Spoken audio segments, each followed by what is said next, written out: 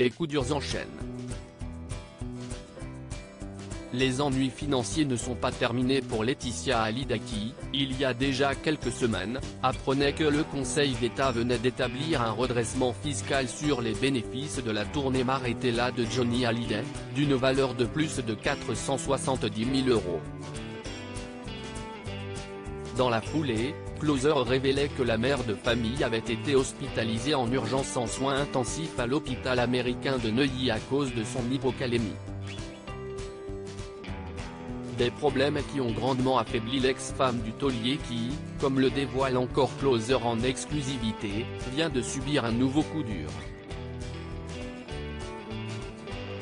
Comme vous pourrez l'apprendre dans les colonnes du nouveau numéro de votre magazine Closer, la vente de la Savannah, la maison de 900 mètres carrés de Johnny se trouvant à Marne-la-Coquette, s'avère plus difficile que prévu. Alors que des acheteurs s'étaient manifestés en décembre 2021 pour acheter la demeure dans laquelle Johnny Hallyday a rendu son dernier souffle, il semblerait qu'il n'ait pas réussi à obtenir les 10 millions d'euros nécessaires au rachat auprès de leur banque. Closer explique donc que la maison Savannah se retrouve une nouvelle fois sans acheteur, et que cela pourrait pousser Laetitia Hallyday à baisser une nouvelle fois le prix du bien immobilier. La somme énorme de 5 millions d'euros a déjà été soustraite au prix de vente comparé au prix du marché immobilier, et la compagne de Jalil l'espère pourrait encore être amenée à rogner un peu le prix de vente afin de s'assurer de trouver des acheteurs au plus vite. Car le redressement fiscal et la vente de la maison ne sont pas ses seuls problèmes. La maison où Johnny Hallyday est mort ne trouve pas acheteur à sa mort.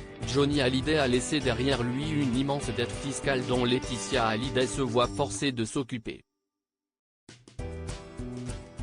Alors qu'elle venait de mettre en place avec ses équipes un plan de remboursement de 30 millions d'euros qui comprenait la vente de la maison Savannah à 10 millions d'euros, elle va être obligée de revoir tous ses plans si elle veut pouvoir un jour se débarrasser de l'attention du fisc.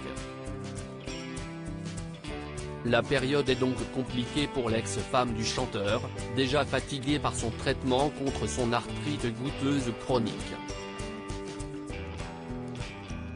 Ne reste plus qu'à espérer que son retour chez elle à Los Angeles début avril auprès de sa famille lui permettra de retrouver assez de force pour affronter les épreuves à venir.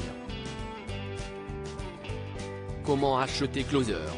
Votre magazine est en vente à partir du vendredi 22 avril 2022 chez votre marchand de journaux, sur Android, iPad et sur Kiosque Mag. Loading widget.